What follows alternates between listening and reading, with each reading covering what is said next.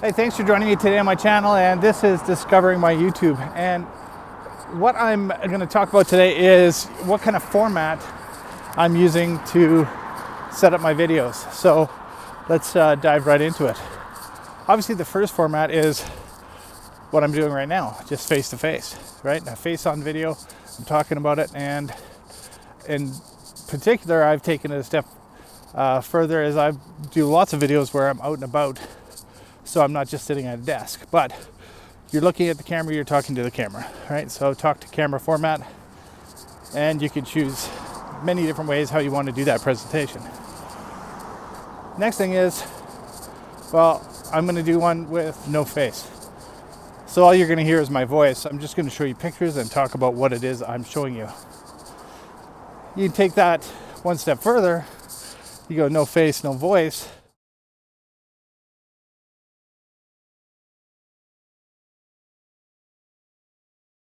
And you just write captions and put in some music. So those are really straightforward formats, and of course you'll see a lot of them on YouTube. Now we can talk about things like, are you going to have a fully scripted YouTube? Now when I started, I was silly. I just want to talk about stuff that I want to talk about.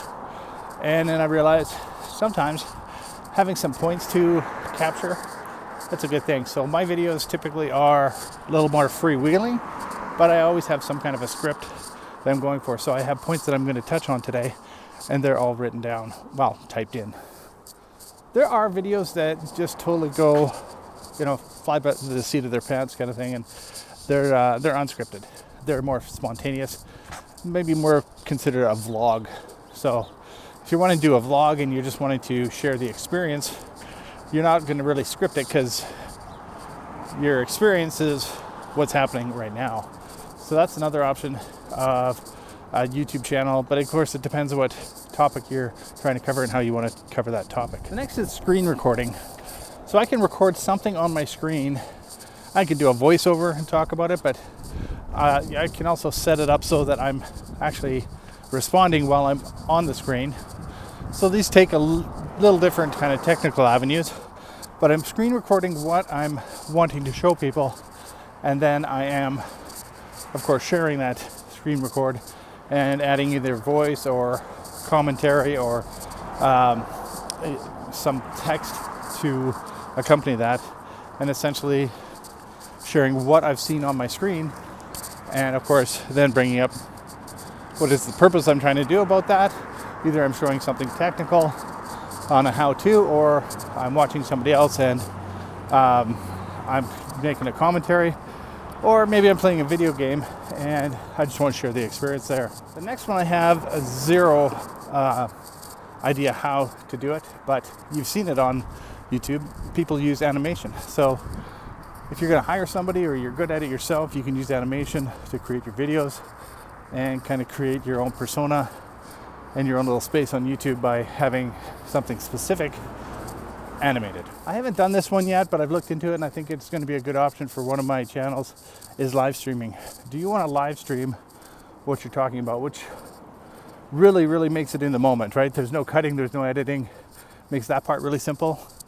But it also is a little more difficult because whatever you're talking about, don't really have a lot of time to stop.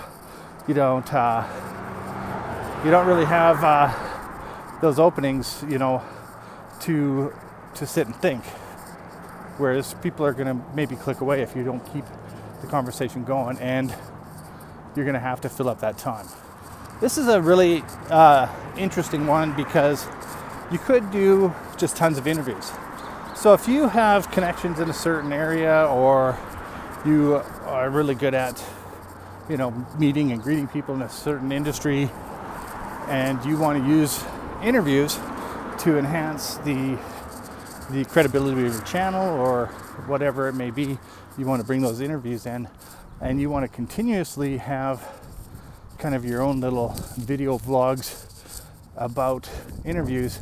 Interviews can be edited, they can be scripted, they can be a lot of things, but most importantly, they bring in a different perspective than just your own. Now I've seen this more and more. You can do music videos. So if you're into music or any kind of performance type art, well, you can create a video about it, and it can just be that video. So that's actually a really cool thing. So it's kind of like advertising for free if you can build up your base.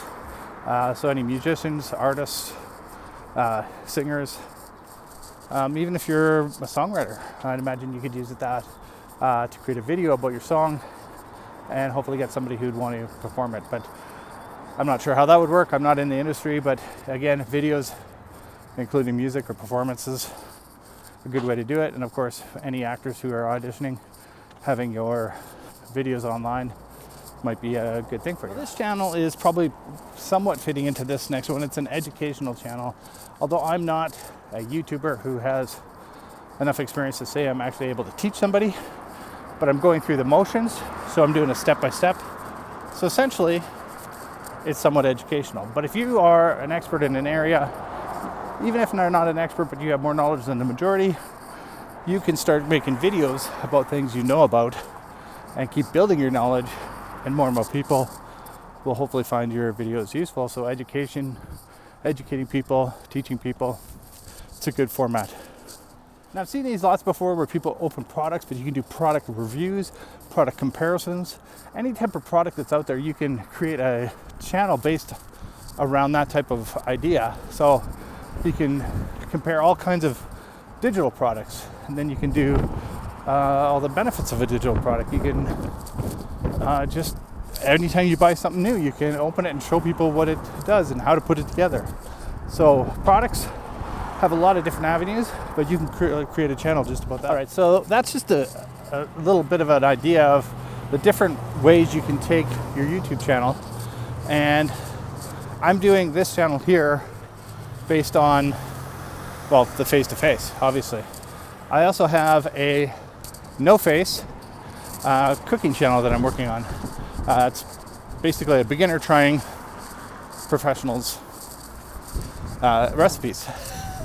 And my current situation doesn't allow me to do the full video, which I really did want to do to start with, but I've adapted it so it's going to be no face, and it's just going to be a really over-the-top kind of picture of me doing the different things in the cooking, and then sharing which recipe I used, who I used it from, and where you can get the recipe from. So just kind of showing people that, and then giving my plus or minus on how well basically the recipe went.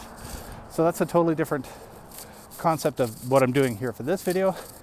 And then of course I have a few different channels, so I'm trying different things, and of course they're all new. You could pick whatever it is you want to do, but I'd say for the start, try and find something you're comfortable with, something that you can do consistently for a while. So once you start getting viewers, you're going to be able to build up your subscribers.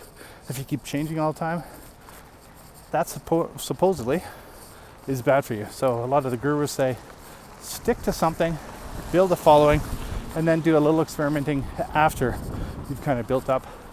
And after a while, maybe if you're getting nobody, then you'll do more experimenting.